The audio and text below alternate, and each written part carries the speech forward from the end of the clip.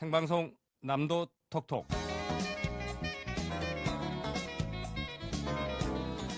안녕하십니까. 생방송 남도 톡톡의 김석훈입니다. 고금리와 경기 침체, 대출 상환 부담 증가로 인해서 가계부채가 급증하고 있는 상황인데요. 개인 회생이나 파산 신청을 고민하는 분들 참 많아지고 있습니다. 빚이나 체납이 있는 어려운 상황에서도 압류를 당하지 않고 지킬 수 있는 최소한의 재산에는 어떤 것들이 있을까요? 생방송 남도 톡톡 별의별 정보, 오늘은 전라남도 금융복지상담센터의 박혜란 상담사와 함께 압류 금지 재산의 상향 조정에 관한 내용 살펴보겠습니다.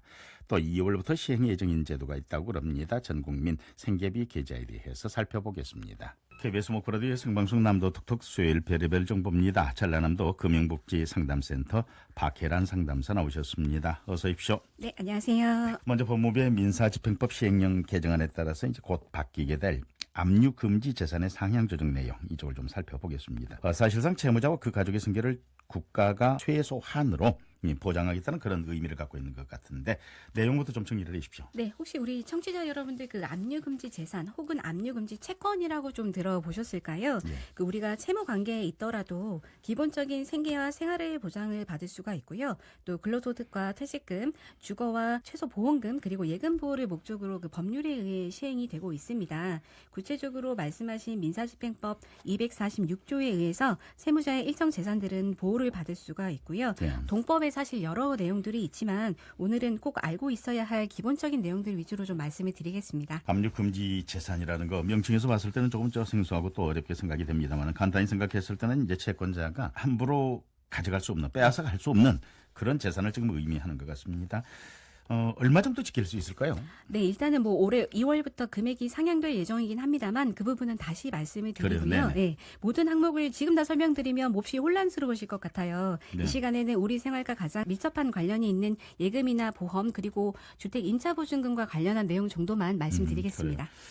압류로부터 이제 보호가 된다. 일단 다행이다. 또 우리 서민들의 생활에는 도움이 되겠다. 이런 생각을 갖게 됩니다. 구체적인 보호의 기준이 그런데 있을 것 같은데 어떤 경우일까요? 예, 보호받는 재산이 어떤 재산인지에 따라서 기준이 조금씩 달라지는데요. 예. 먼저 은행 예금과 관련해서는 현재 그 예금의 합계액이 185만 원까지는 보호를 받을 수가 있습니다. 네. 이는 이제 법에서 정한 최저생계비 기준이 185만 원이기 때문인데요.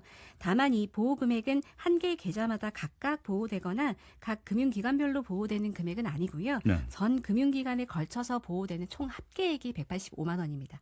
그러니까 통장이 3개, 4개 있더라도 전체 금액이 다 185만 원씩 보호되는 거 아니고, 못 뺏어가는 건 아니고, 네.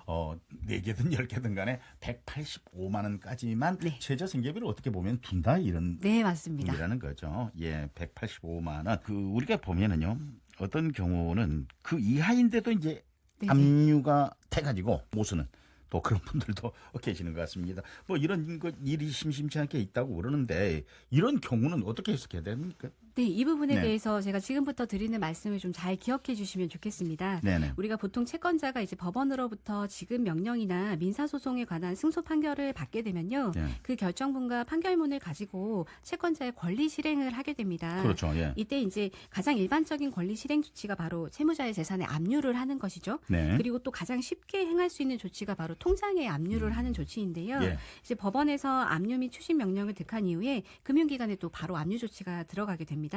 통상 이 압류 조치는 계좌의 잔액과 상관없이 일단은 이루어지고요. 잔액이 185만 원 이하라도 말 그대로 압류 조치 자체는 그대로 이루어질 수가 있습니다. 네. 다만 그 보호받는 금액 안에서는 채권자가 함부로 가져갈 수가 없는 것이고요. 근데 이제 여기서 문제는 이 한 번 압류가 돼버리면 네. 계좌의 주인인 나 또한 돈을 쉽게 찾을 수가 없게 됩니다.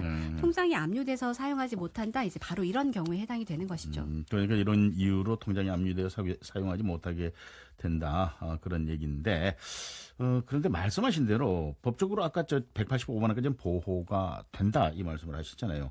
그런데 압류가 되면 이 금액은 지금 어떻게 되는 겁니까? 네, 최저생계비를 우리가 주장하면서 출금을 좀 바로 할 수 있으면 좋겠지만 네. 아쉽게도 현재로서는 법원을 거쳐야지만 출금을 할 수가 최저생계비를요? 있습니다. 네네.